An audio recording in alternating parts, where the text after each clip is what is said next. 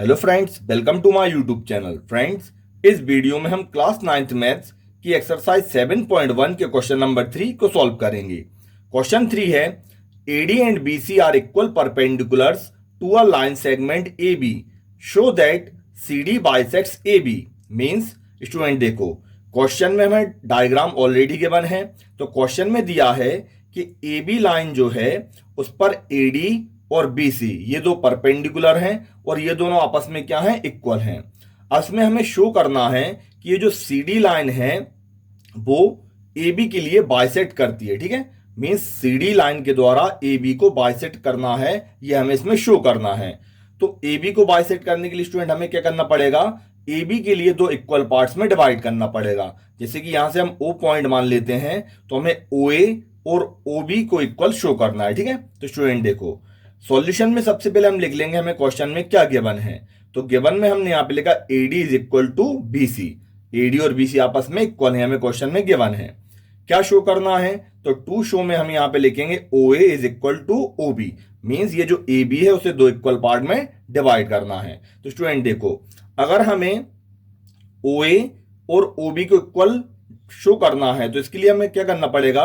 सबसे पहले देखो, ये जो डायग्राम में दो ट्राइंगल दिख रहे हैं, जैसे पहला वाला ट्राइंगल ये और दूसरा वाला ट्राइंगल ये, तो हमें इन दोनों को करना पड़ेगा स्टूडेंट क्या, कॉन्ग्रुएंस।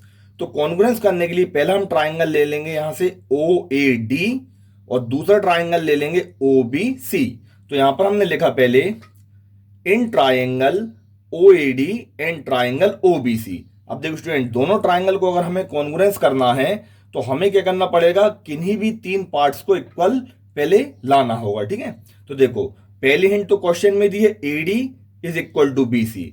मीन्स ये जो वाला ट्राइंगल है ओ ए डी, तो इसकी साइड एडी और ओ बी सी में बीसी, ये दोनों आपस में इक्वल है, हमें क्वेश्चन में ऑलरेडी गिवन है। ठीक है, अब देखो दूसरी चीज क्या इक्वल होगी, तो स्टूडेंट देखो परपेंडिकुलर मीन्स यहां पर कितने डिग्री का एंगल बन रहा है, 90 का। ठीक इसी तरह यहां पर भी कितने का एंगल है, 90 का। तो इस वाले ट्राइंगल में एंगल ए और इस वाले ट्राइंगल में एंगल बी, ये दोनों आपस में इक्वल होंगे। अब देखो रीजन जरूर लिखना है, तो जैसे एडी और बीसी को हमने इक्वल लिखा है स्टूडेंट, उसमें रीजन में क्या हो जाएगा, ये हमें गिवन है। ठीक है, फिर ए और बी ये दोनों एंगल आपस में इक्वल हुए, रीजन क्या है, तो यहां पर लिखेंगे ईच 90 डिग्री। मींस हर एक एंगल 90 डिग्री का है, इसलिए आपस में इक्वल है। अब देखो तीसरी चीज स्टूडेंट हम कहां से इक्वल लाएंगे, देखो ओडी और ओसी ये तो बराबर है ही नहीं है, क्वेश्चन में दिया ही नहीं है। और ओए और ओबी का भी हम यूज नहीं कर सकते क्योंकि वो तो हमें शो ही करना है। अब तीसरी चीज स्टूडेंट देखो, जैसे कि ये लाइन जो है सी डी और ए बी, ये ओ पॉइंट पर क्या हो रहे हैं, इंटरसेक्ट हो रही हैं। तो देखो यहां पर दो एंगल बन रहे हैं, एक ये वाला एंगल और ये वाला एंगल। तो जब दो लाइन आपस में इंटरसेक्ट होती है स्टूडेंट, और जो दो एंगल बनते हैं वो एंगल क्या कहलाते हैं, वर्टिकली अपोजिट एंगल, और वो आपस में क्या होते हैं, इक्वल होते हैं। तो हम एक काम करते हैं, इसको इजी करने के लिए इसकी नेमिंग कर देते हैं, इसे एंगल 1 का नाम दे देते हैं और इसे एंगल 2 का नाम दे देते हैं। ठीक है, तो ये दोनों एंगल आपस में इक्वल हो जाएंगे।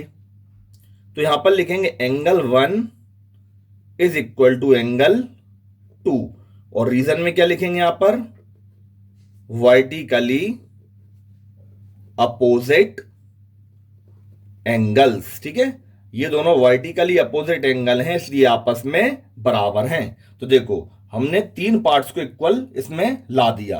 अब इसमें देखेंगे हम रूल कौन सा लगेगा स्टूडेंट, जो कॉन्ग्रुएंसी के रूल हैं इसमें कौन सा रूल यूज हो रहा है। तो हम क्या करेंगे, दोनों ट्राइंगल में से कोई सा एक ट्राइंगल ले लेंगे। जैसे हमने ये वाला ट्राइंगल ले लिया ओ ए डी। अब देखो इसमें हमने किस किस पार्ट का यूज किया है, जैसे ये वाला एक एंगल लिया है, एक एंगल ये लिया है और ये साइड यहां से ली है। मींस दो एंगल लिए स्टूडेंट और साइड कहां से है, अलग से है। तो इसमें कौन सा रूल लग जाएगा, तो इसमें रूल लगेगा A A S, angle angle side वाला रूल। तो यहां पर हम लिख देंगे therefore triangle OAD is congruent to triangle OBC by angle angle side rule. अब स्टूडेंट जब इस वाले रूल से ये कॉन्ग्रुएंस हो गया तो हम यहां पे लिख सकते हैं, तो therefore O A is equal to O B.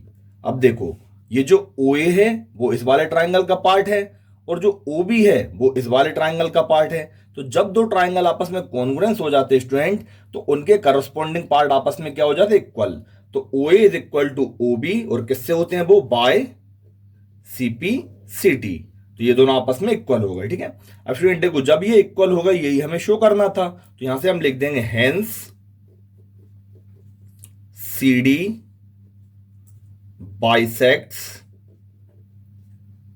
Bisects A B. ये हमें क्या करना था, प्रूव, और ये हमने स्टूडेंट क्या कर दिया, प्रूव कर दिया। तो स्टूडेंट बिल्कुल सिंपल सा सॉल्यूशन था, इस तरह से हमें सॉल्व करना था। तो स्टूडेंट अब बाकी के जो क्वेश्चन बचे हैं उन्हें हम नेक्स्ट वीडियो में सॉल्व करेंगे। Thank you.